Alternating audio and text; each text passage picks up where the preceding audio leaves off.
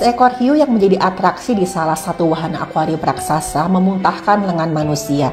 Setelah potongan tersebut diperiksa oleh dokter forensik, ada indikasi kalau lengan manusia tersebut adalah milik laki-laki yang dilaporkan hilang beberapa minggu sebelumnya. Dan hasil investigasi dari pihak yang berwenang mengungkap adanya tindak pidana penghilangan nyawa yang terjadi atas korban. Kasus yang terjadi di luar negeri ini lagi-lagi menunjukkan ke kita kalau tidak ada kejahatan yang sempurna.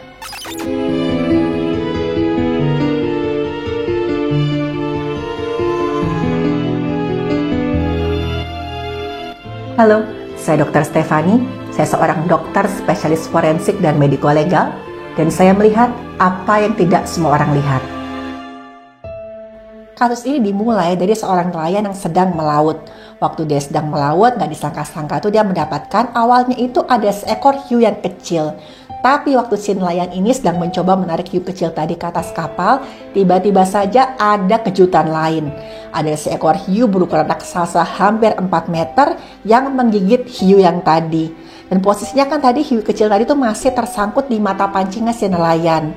Otomatis hiu besar dia ikut kepancing juga. Memang perlu waktu cukup lama ya saat itu bagi si nelayan untuk bisa membawa si hiu ini ke atas kapalnya. Dia berjuang sampai akhirnya si hiu ini bisa naik ke atas kapal. Dan posisinya saat itu si hiu raksasa ini yang sampai 4 meter tadi itu masih hidup. Nah, si nelayan kemudian datang nih ke sebuah wahana akuarium terletak di dekatnya pantai. Nah, pada saat dia tawarkan, mau nggak nih saya punya hiu besar berukuran hampir 4 meter dan ini baru saya tangkap. Pemilik akuarium ini ketika dia ditawari hiu 4 meter dari si nelayan ini dia senang bukan main. Kenapa? Karena saat itu momentumnya sedang sangat-sangat tepat. Jadi selama 2 bulan terakhir di pantai itu memang sedang ada kejadian, ada beberapa kali itu hiu memangsa manusia. Sampai-sampai ada peringatan dari penjaga pantai untuk tidak berenang di daerah yang banyak hiunya. Gara-gara ini nih ada banyak juga pengunjung pantai yang antara penasaran sama takut terhadap sosok hiu pemangsa manusia tersebut. Istilahnya udah kayak film Jaws lah kok sekarang ini. Dan udah bisa ditebak ketika si hiu raksasa ini ditaruh di akuarium, ada banyak orang langsung datang berbondong-bondong ingin melihat sosok yang mengerikan yang katanya sudah meneror pantai selama beberapa bulan ini. Dan namanya di mana-mana itu sesuatu yang ngeri-ngeri sedap sudah pasti menarik. Tapi baru 1 minggu si hiu ini berada di akuarium, tiba-tiba si hiu ini menunjukkan gejala sakit. Pihak akuarium agak kebingungan juga loh, perasaan 1 minggu yang lalu si hiu ini baik-baik aja, berenangnya aktif, makannya juga lancar, gak ada masalah sama sekali.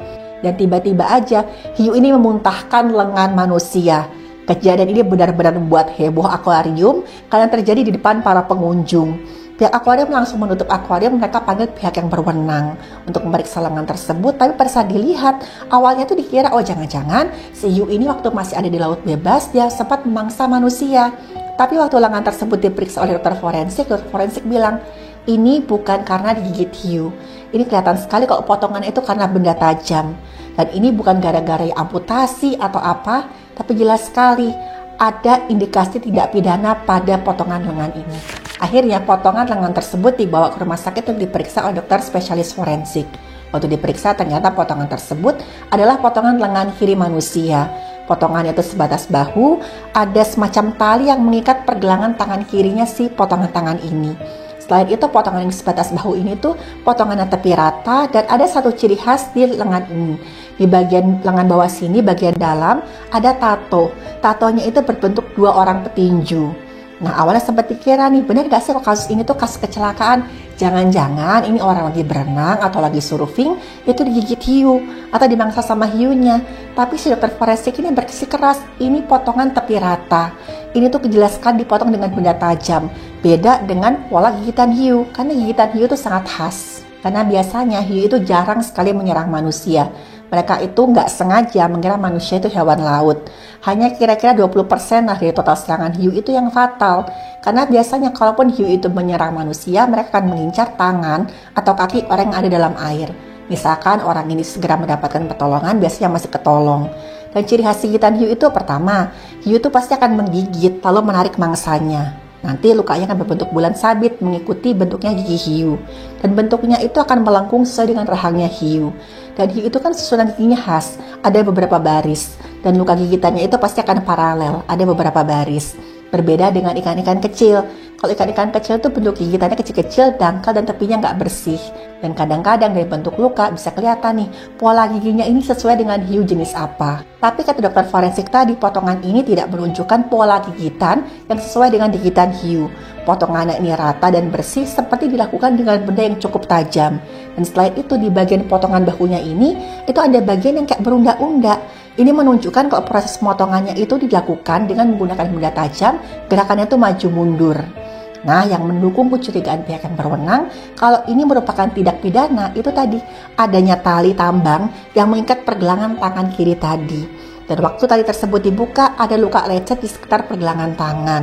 Selain itu di bekas potongan tadi itu ada resapan darah di sekitar potongannya. Ada juga kelihatan kalau pembuluh darahnya itu kok beberapa menutup. Ini menunjukkan kalau pemotongan ini terjadi pada saat korban masih hidup. Pertanyaan berikutnya nih, sudah berapa lama potongan lengan ini ada di perut hiu tadi? Ini jadi salah satu pertanyaan paling menantang si dokter forensik ini. Karena sebenarnya yang namanya lambung hiu itu punya tingkat keasaman yang cukup tinggi. Tapi kok dilihat lengannya ini masih utuh dan masih bisa dikenali. Diperkirakan kalau lengan korban ini berada di perut hiu itu antara 8 sampai 18 hari. Agak mengherankan juga karena si hiu itu rata-rata akan mencerna makanannya secara penuh itu selama 1-4 hari. Kok lengannya ini masih ada? Nah, lengan manusia tersebut tuh sepertinya tuh nggak bisa dicerna oleh sang hiu ini. Dan akhirnya berakhir dimuntahkan. Dan saat ini pihak yang berwenang harus mencari tahu siapa pemilik potongan lengan tersebut. Beruntung saat itu yang namanya sidik jari masih bisa dideteksi. Dan ternyata sidik jari dari potongan lengan tersebut cocok dengan bank data polisi. Pemilik potongan lengan tersebut ternyata pernah tersangkut kasus hukum. Lebih tepatnya kasus hukum penipuan dan juga penggelapan uang. Sidik jari tersebut adalah milik seorang laki-laki yang sudah dilaporkan hilang beberapa minggu lalu. Dan laki-laki tersebut bernama Jimmy Smith. Setelah itu pihak yang berwenang langsung melakukan pencarian dengan teliti. Mereka mulai mengecek nih satu persatu catatan pelanggaran hukum milik si Jimmy Smith. Waktu mereka lihat diketahui si Jimmy ini memang beberapa kali tersangkut kasus kejahatan. Jimmy ini sebenarnya adalah seorang petinju. Saking senangnya dengan olahraga tersebut, si Jimmy ini membuat tato petinju di lengan kiri bagian bawahnya. Sampai satu hari dari sudah petinju di sana sini, si Jimmy merasa nih, kok penghasilan saya sebagai petinju itu begini-begini aja ya? Saya ngerasa nggak cukup nih. Dan Jimmy kemudian tergiur dengan cara mendapatkan uang yang dia anggap itu lebih cepat dan lebih mudah. Dan caranya adalah dengan bergabung di satu sindikat penipuan asuransi kapal. Dan Jimmy ini waktu dia bergabung di sindikat itu dia bekerja sama dengan 2 orang. Yang pertama namanya Reginald, yang kedua namanya Patrick.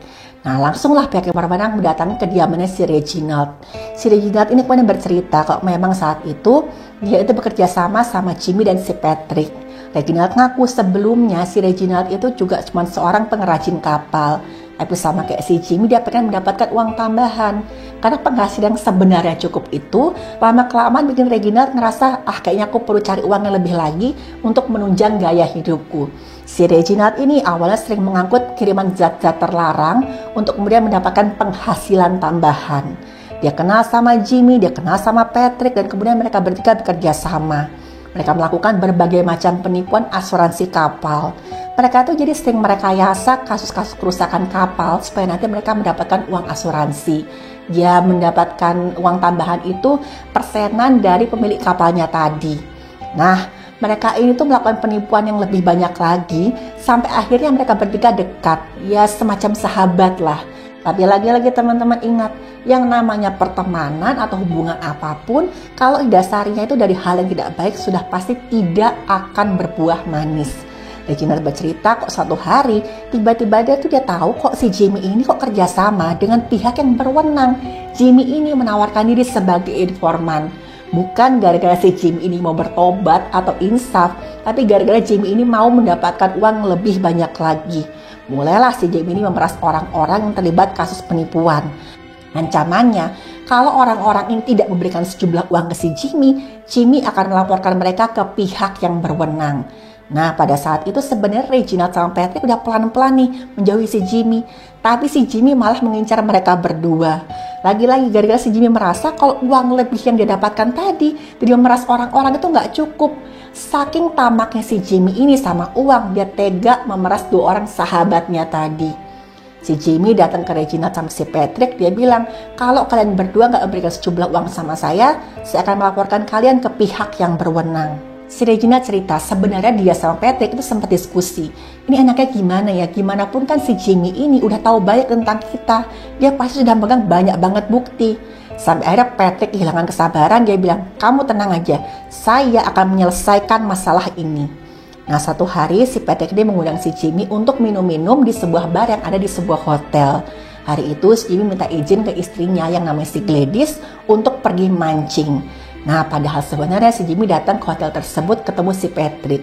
Si Patrick ini awalnya tuh menyambut Jamie dengan baik. Diajak minum-minum, diajak main kartu, senang-senang.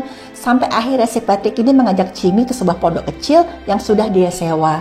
Dia bilang, yuklah kita sebagai teman lama, kita minum-minum. Si Patrick ini sama sekali nggak menyinggung tentang ya pemerasannya si Jamie tadi.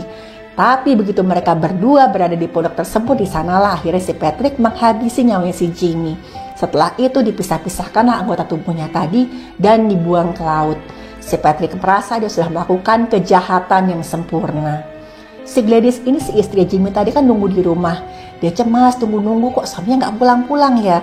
Akhirnya saking ketakutannya si Gladys pun melaporkan si Jamie ini ke pihak yang berwenang. Dia bilang kok suami saya tuh sudah lama hilang. Nah, si Gladys sama sekali nggak menyangka kalau nanti cuma akhirnya potongan lengan kiri si Jamie aja yang kembali ke dia. Tapi si Gladysnya sempat bilang kalau sekitar dia beberapa hari sebelum potongan lengan kiri si Jamie ini ditemukan, dia sempat mendapatkan telepon nih dari seorang laki-laki yang nggak tahu siapa. Dan laki-laki itu cuma bilang, Nyonya, tenang aja, sebentar lagi suami Anda akan ditemukan. Gladys nggak tahu itu siapa dan bagaimana si laki-laki yang menelpon ini bisa tahu kalau nanti potongan lengan kiri si Jamie ini akan ditemukan di perut hiu.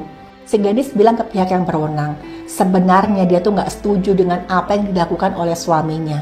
Ya memang Jamie bisa mendapatkan uang, secara materi mereka berkelimpahan, tapi dia tahu nih ada bahaya yang mengintai. Kenapa? Karena si Jamie ini berurusan dengan banyak orang-orang dengan riwayat tuh yang ya tidak kriminal, dan Gladysnya merasa nggak tenang. Dan benar kan? Pada akhirnya Jamie malah menjadi korban atas keserakahannya sendiri. Jimmy Smith awalnya adalah seorang petinju biasa, tapi gara-gara tergoda mendapatkan uang mudah, dia malah mencelakakan dirinya sendiri. Tindak kejahatan yang sekilas selalu kelihatan sepele, seringkali itu membawa konsekuensi yang serius dan berbahaya. Pertemanan yang dasar niat buruk itu juga akan berakhir dalam ya semacam lingkaran kekerasan dan pengkhianatan. Dari kasus ini kita belajar itu pentingnya menghindari tindakan yang dapat merugikan diri kita, apalagi orang lain dan orang terdekat kita. Dan satu lagi, tidak ada kejahatan yang sempurna. Terima kasih sudah menonton video saya. Silakan like, share, dan subscribe.